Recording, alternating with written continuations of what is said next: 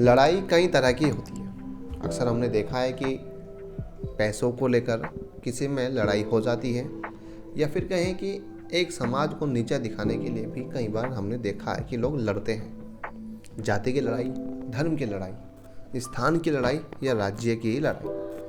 पर फिलहाल भारत में एक ऐसी लड़ाई चल रही है जिसका कोई अंत नज़र नहीं आ रहा।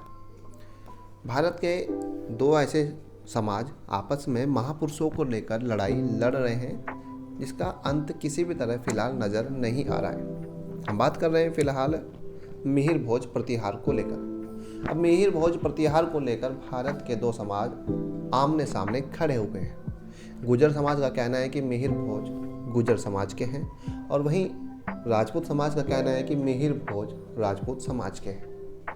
इसे लेकर कई बार टकराव की स्थिति भी उत्पन्न हुई और राजनीति करने वालों को बैठे बैठाए एक ऐसा मौका मिल गया। दोनों समाज के नेता पंचायतें करते हैं, महाकुंभ हो रही है और कहीं मूर्ति का विरोध किया जा रहा है तो कहीं मूर्ति के समर्थन में लोग खड़े हुए नजर भी आते हैं। अब से 2-3 महीने पहले कैथल में एक मूर्ति स्थापित की गई थी। उस मूर्ति पर गुर्जर समाज के द्वारा मिहिर भोज प्रतिहार को गुर्जर शब्द लिखा गया, जिसका विरोध राजपूत समाज के नेताओं ने किया या कई उन संगठनों ने किया जो समाज की बात करते हैं, राजपूत समाज की बात करते हैं। वहाँ पर उस दौरान राजपूत समाज के जब लोग प्रदर्शन कर रहे थे तो पुलिस के द्वारा लाठीचार्ज किया गया। उस लाठीचार्ज के विरोध में देहरादून में एक महापंचायत आयोजित की गई और जिसमें राजपूत समाज के तमाम वक्ता या कहीं राजपूत समाज के वो तमाम नेता पहुँचे और जिन्होंने समाज को इस बारे में बताया, अवगत कराया कि गुर्जर समाज मिहिर भोज को गुर्जर बताने में लगा हुआ है, बल्कि राजपूत समाज के नेताओं का कहना है कि मिहिर भोज प्रतिहार क्षत्रिय समाज से है।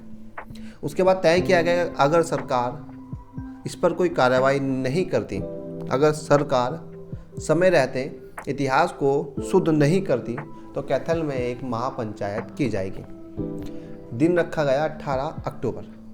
18 अक्टूबर को हरियाणा के कैथल में क्षत्रिय समाज के द्वारा क्षत्रियों का महाकुंभ रखा गया, जिसमें हजारों की संख्या में कई राज्यों से राजपूत समाज के लोग पहुंचे। बुजुर्ग भी थे, महिलाएं भी थी और ज़्यादा संख्या में युवा उस कार्यक्रम में, उस महाकुंभ में पहुंचे।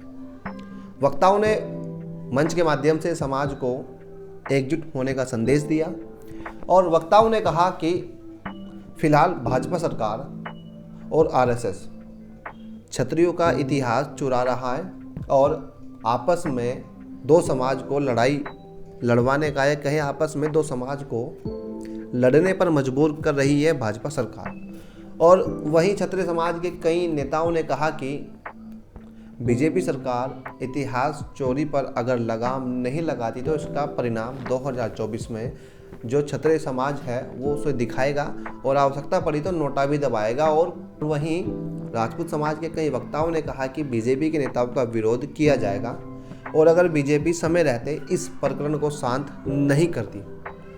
कैथल में हजारों की संख्या में क्षत्रिय समाज के लोग पहुंचे और उसके बाद क्षत्रिय समाज के लोगों ने वहां के अधिकारियों को ज्ञापन भी दिया और शहर में से होते हुए एक विशाल काफिला राजपूत समाज के जो युवा थे, जो वहां पर राजपूत समाज के लोग आए हुए थे, उन्होंने अपने वाहनों के माध्यम से शहर में जाकर एक रैली भी निकाली और जिसका उद्देश्य सिर्फ और सिर्फ यही था कि अगर बीजेपी सरकार इतिहास चोरी की इस घटना को या कहीं इतिहास चोरी को लेकर कोई सख्त कार्रवाई नहीं करती और जो कैथल में मूर्ति लगी हुई है वहाँ पर गुर्जर शब्द लिखा हुआ है, उस गुर्जर शब्द को अगर हटाती नहीं है और क्षत्रिय समाज इसी तरह आंदोलन करता रहेगा और उसका परिणाम 2024 में सरकार को भुगतना पड़ेगा।